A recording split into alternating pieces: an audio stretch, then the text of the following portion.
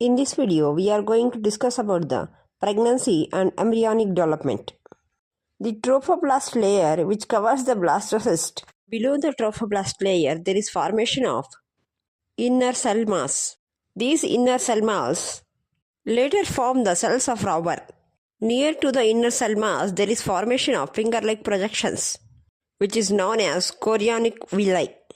The inner cell mass after some time gets segregated and chorionic villi get embedded in the endometrium of the uterus, which is known as implantation. The opposite portion of chorionic villi, which get embedded into the endometrium, is known as decidua.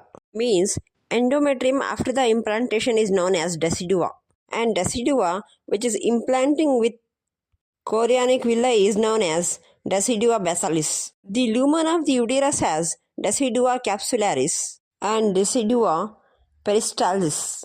Later, it gives rise to a structure which is known as placenta. Initial stage of zygote is known as embryo. As organ develops, it forms the fetus. Placenta. It is an organ that connects developing fetus with the mother. Placenta has formed by two parts, fetal part and maternal part. Decidua is the mother's part. Chorionic villi is the fetal part. In human, it is metadiscoidal placenta.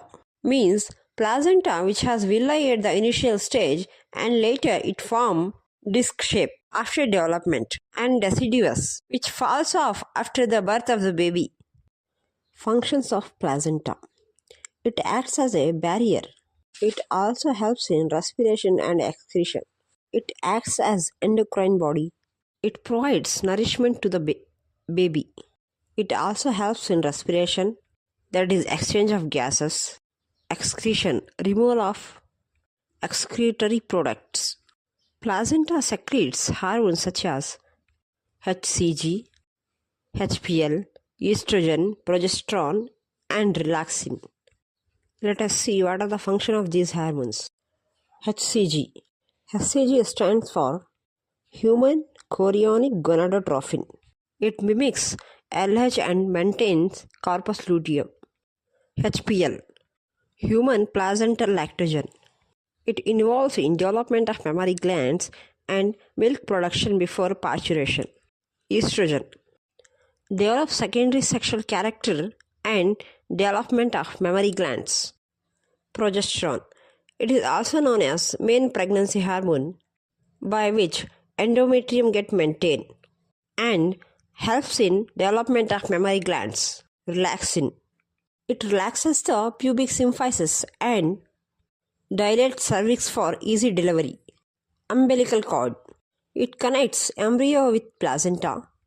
It has umbilical arteries and veins. There are 2 umbilical arteries and 1 umbilical vein. It carries 100% fetal blood. Here, vein carry oxygenated blood and arteries carries deoxygenated blood. Along with estrogen and progesterone, cortisol also gets secreted. Cortisol is a stress hormone which gets increases to give the glucose to the fetus, so that mother should not consume more glucose and glucose should be available for the fetus. Prolactin helps in milk secretion and thyroxine.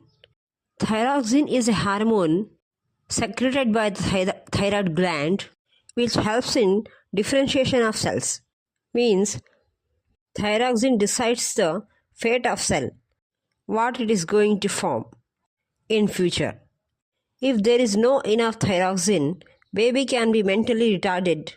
Increase in these hormones helps in supporting the fetal growth, metabolic changes, and maintenance of pregnancy. Cortisol helps to increase the blood sugar level. Example is the glucocorticoid. Embryonic development. After the development of blastocyst, there are formation of 2 layers. One is epiblast and another one is hypoblast. From inner cell mass, epiblast layer forms 3 germ layers: ectoderm, endoderm, and mesoderm. Ectoderm forms skin, CNS, that is brain and spinal cord. Mesoderm. It forms the blood, muscles, heart, spleen, and gonads. Endoderm. It forms gut mainly pancreas, thyroid and parathyroid. Organogenesis. After 1 month of pregnancy, embryo's head is formed. The first sign of growing fetus may be noticed by listening to the heart sound carefully through the stethoscope. By the end of the 2nd month of pregnancy, the fetus develops limbs and digits. By the end of the 12th week, that is first trimester, most of the major organ systems are formed.